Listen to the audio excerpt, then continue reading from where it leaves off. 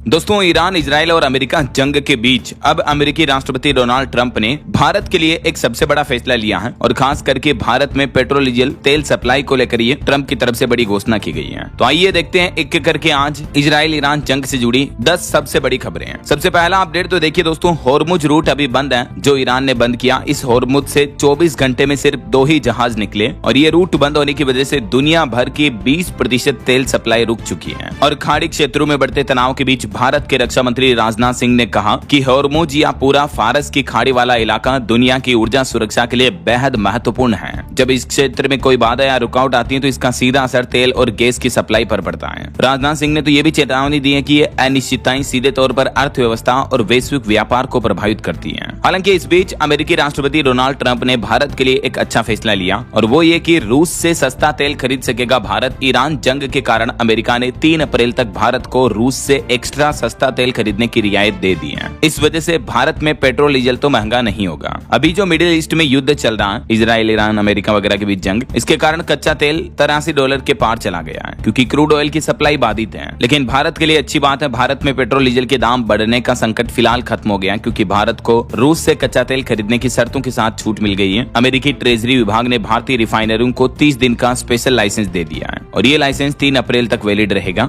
America के treasury सचिव Scott Bessent ने 6 मार्च को बताया कि राष्ट्रपति ट्रंप के ऊर्जा एजेंडे के तहत यह अस्थायी कदम उठाया गया है। ये देख सकते हैं आप, अमेरिका के द्वारा इस बारे में ट्वीट भी किया गया ट्रेजरी सेक्रेटरी स्कॉट बेसेंट की तरफ से। हालांकि इसमें यह भी शर्त रखी गई है कि 5 मार्च तक लोड हुए जहाजों का ही तेल खरीद सकेंगे। ये एक कंडीशन होगी इसमें। ये एक्चुअली होर्मुज रूट का इलाका क्या है देख सकते हैं आप, मैंने आपको बताया भी था। ये जियोपॉलिटिकल लोकेशन के हिसाब से काफी महत्वपूर्ण लोकेशन है क्योंकि यही वो इलाका दोस्तों जहां से दुनिया भर का मेजर क्रूड ऑयल जो अलग अलग कंट्रीज में सप्लाई होता है, लगभग 50% इस रूट से होकर जाता है। तो अब आप सोच सकते हैं कि ये रूट कितना अहम है। लेकिन क्योंकि ये रूट ईरान के अंतर्गत आता है तो ईरान पर अभी जो मिडिल ईस्ट कंट्रीज में युद्ध हो रहा है, तो इस वजह से ईरान ने इसको बंद कर दिया और ये भी कह दिया कि यहाँ से अगर हमारी इजाजत के बगैर जहाज गुजरा तो हम उसे डिस्ट्रॉय कर देंगे, मिसाइल फोड़ देंगे उस पे। ऐसा अभी तक जंग के हालातों की बात करें दोस्तों तो अमेरिका, इजराइल और ईरान जंग का आज 7वां दिन है और खुद ईरान की रेड क्रिसेंट सोसाइटी के मुताबिक ऑफिशियल डेटा जो है उसके अनुसार अमेरिका और इजराइल के हमलों से देश भर में 3000 से ज्यादा घरों और सैकड़ों दुकानों को भी नुकसान पहुंचा है। इन हमलों में सबसे ज्यादा ईरान की राजधानी तेहरान को नुकसान हुआ है और इस जंग में अब तक ईरान के 1200 लोग मारे गए हैं, जबकि इजरायली हमले में करीब 300 ईरानी मिसाइल लॉन्चर्स भी तबाह हो गए हैं। युद्ध की वजह से देश के ज्यादातर हिस्सों में बिजली और पानी की सप्लाई भी ठप हो गई है। और ये देखिए, अमेरिका ने आज एक वीडियो जारी किया है जो ईरान का एयरक्राफ्ट हैंगर है जहां एयरक्राफ्ट रखे जाते हैं, स्टोर किए जाते हैं ईरान के द्वारा, वहां पर अमेरिका ने हमला किया है, देख सकते हैं आप। और अमेरिकी राष्ट्रपति डोनाल्ड ट्रंप ने ईरान के जो पुराने सुप्रीम लीडर थे खामेनेई, जिनकी मौत हो चुकी है अमेरिका के हमले में, उनकी जगह अब नया सुप्रीम लीडर बनने को लेकर भी ट्रंप ने कहा कि ईरान मेरे बिना सुप्रीम लीडर ना चुने। ऐसा उन्होंने ये भी कह दिया कि अगर ईरान ने मेरे बिना सुप्रीम लीडर चुना तो ईरान को महंगा पड़ेगा। ईरान अपने नए सुप्रीम लीडर के सिलेक्शन में अमेरिका को जरूर बीच में रखे, अमेरिका का रोल जरूरी है, कहना ट्रंप का खुद का। और जो खामेनेई के बेटे को सुप्रीम लीडर बनाने की रिपोर्ट चल रही है तो ट्रंप ने यह भी कह दिया कि बेटा सुप्रीम लीडर के रूप में हमें मंजूर नहीं होगा। ऐसे में सबसे बड़ा सवाल ये कि आखिर ईरान का नया सुप्रीम लीडर अब कौन होगा, ये अमेरिका तय करेगा।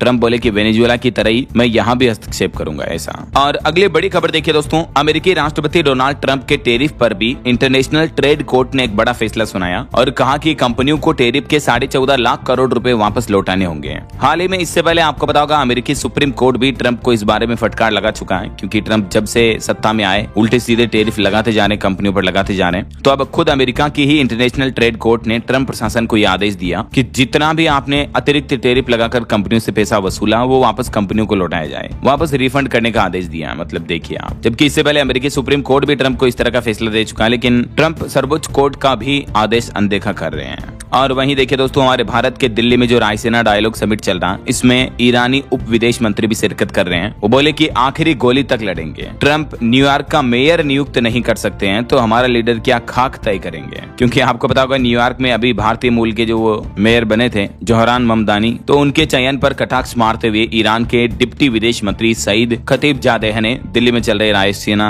डायलॉग समिट में अपने संबोधन में कहा कि तेहरान के पास अमेरिकी इजरायली हमले के खिलाफ देश की रक्षा के लिए बहादुरी से लड़ने के अलावा कोई दूसरा विकल्प नहीं है। वो बोले कि हमने कसम खाई है, देश आखिरी गोली गोली और आखिरी सैनिक तक विरोध करेगा। और जो अमेरिकी राष्ट्रपति डोनाल्ड ट्रंप ईरान में नेतृत्व बदलने की बात करते हैं, जबकि वे अपने ही देश में न्यूयॉर्क का मेयर तक नियुक्त नहीं कर सकते हैं, यह एक तरह का औपनिवेशिक जरिया है। वे अपने देश में लोकतंत्र की बात करते हैं, लेकिन ईरान की लोकतांत्रिक सरकार को गिराना चाहते हैं। तो ये अंतर्राष्ट्रीय लेवल पर भी बातचीतें चल रही हैं। हमारे भारत में भी ये आए तो अभी इन बातों पर चर्चा की ऐसा। चलिए अगला अपडेट देखिए। सोना चांदी के भाव पर बड़ी खबर आ रही दोस्तों। सोना 3 दिन में 8,000 रुपए तक सस्ता हुआ। अभी 1,59,000 रुपए प्रति 10 ग्राम पहुंच चुका है, जबकि चांदी 26,000 रुपए गिर कर 2,63,000 रुपए प्रति किलो पर आ गई है। चांदी पिछले 36 दिन में 1.25 लाख रुपए के लगभग सस्ती हुई है। बाकी अलग अलग कैरेट के हिसाब से गोल्ड का प्राइस क्या चल रहा है, 14, 18, 22, 24 कैरेट्स भी आप इस टेबल में देख सकते हैं। वैसे तो अभी अंतरराष्ट्रीय लेवल पर तनाव का माहौल चल रहा है और ऐसे टेंशन भरे माहौल में सोना चांदी की कीमतें अक्सर बढ़ती हैं, लेकिन इस बार मार्केट में सेंटिमेंट्स कुछ अलग देखने को मिल रहे हैं। शेयर बाजार में लगातार दिनों दिन गिरावट आ रही है। आज ही देखिए भारतीय शेयर बाजार में फिर से 500 अंकों की गिरावट देखने को मिली। सेंसेक्स 79,500 पर चल रहा है। तो एक्चुअली स्टॉक मार्केट भी गिर रहा है। सोना चांदी, बिटकॉइन, क्रिप्टो करेंसी वगैरह सभी में बड़ा फॉल देखने को मिल रहा है। और अगली खबर देखिए। अमेरिका, इजराइल और ईरान युद्ध के बीच अबू धाबी में फंसी हुई है राजस्थान राज्य की एक बिजनेसमैन फैमिली भी। बोले कि फ्लाइट टिकट के रेट 2.5 लाख तक पहुंच चुकी हैं। होटल में रुकने के भी पैसे नहीं बचे अब तो।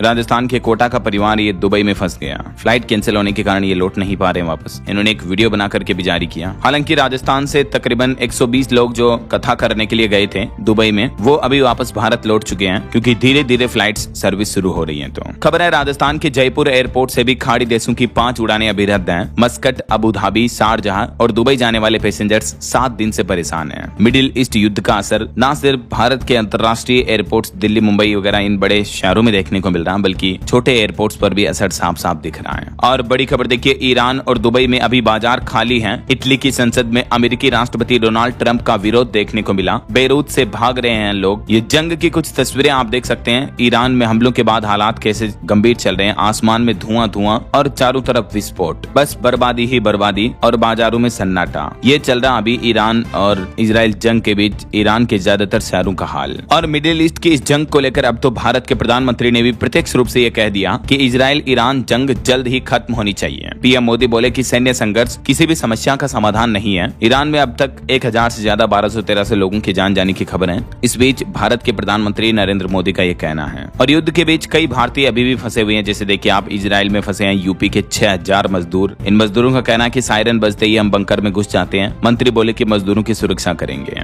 वहीं खबर है कि इजराइल ने नष्ट किए ईरान के कई बैलिस्टिक मिसाइल लॉन्चर भी। IRGC ने भी दावा किया कि हमने हेरोन ड्रोन मार गिराया। ये वेस्ट एशिया के लाइव अपडेट्स आ रहे हैं, देख सकते हैं आप। और खबर है लंबे युद्ध के लिए ईरान तैयार है। IRGC ने अमेरिका और इजराइल इन दोनों देशों को नए हथियारों की चेतावनी दी और कहा कि दर्दनाक चोट मिलेगी। कुल मिलाकर ईरान पीछे हटने वालों में से नहीं दिख रहा है अभी तक के मौजूदा स्थितियों के मुताबिक तो।